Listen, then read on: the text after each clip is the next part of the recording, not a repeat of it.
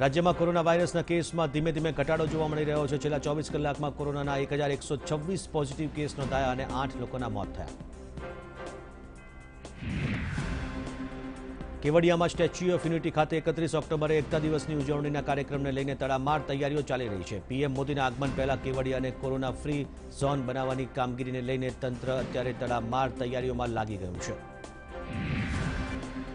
રાજ્યમાં મેડિકલનો અભ્યાસ કરતા વિદ્યાર્થીઓ માટે મોટા સમાચાર। રાજકોટમાં બની રહેલી એમ્સમાં વિદ્યાર્થીઓને ચાલુ વર્ષથી પ્રવેશ અપાશે। પહેલા વર્ષે 50 વિદ્યાર્થીઓને પ્રવેશ આપવામાં આવશે।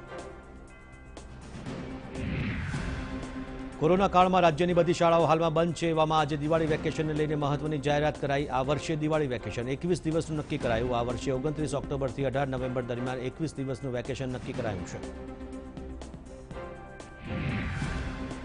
રાજ્યમાં શિક્ષકો છેલ્લા ઘણા સમયથી ગ્રેડ પેમાં વધારાની માંગ કરી રહ્યા હતા, જેને લઈને શૈક્ષણિક મહાસંઘે નાયબ મુખ્યપ્રધાન નીતિન પટેલ સાથે મુલાકાત કરી અને તેમને ગ્રેડ પે વધારવાનું આશ્વાસન મુખ્યપ્રધાન દ્વારા આપવામાં આવ્યું।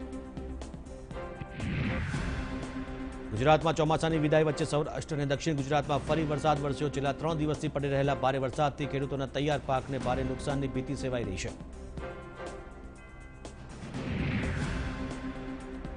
આગામી 5 દિવસ સુધી ભારે વરસાદની આગાહીને પગલે રાજ્ય સરકારે મગફળીની ખરીદી 5 દિવસ મુલતવી રાખવાનો નિર્ણય કર્યો। રાજ્ય સરકાર હવે 26 ઓક્ટોબર સોમવારથી મગફળીની ખરીદી શરૂ કરશે। રાજ્ય સરકારના ઉર્જા વિભાગ દ્વારા 17.25 લાખ ખેડૂતોના હિતમાં મહત્વપૂર્ણ નિર્ણય। તમામ ખેડૂતોને કિસાન સર્વોદય યોજના હેઠળ દિવસે વીજળીનો લાભ મળશે।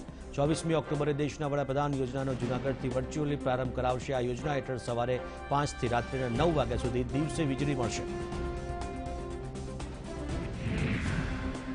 જામનગરના ભૂમાફિયા જયેશ પટેલને ગુજરાત પરત લાવવા પોલીસે ગાળિયો કસ્યો। જામનગરના વધુ 4 મોટા વ્યક્તિઓની થઈ રહી છે પૂછપરછ। 4 લોકોની ધરપકડ થાય તો રાજકીય ભૂકંપ સર્જાઈ શકે છે।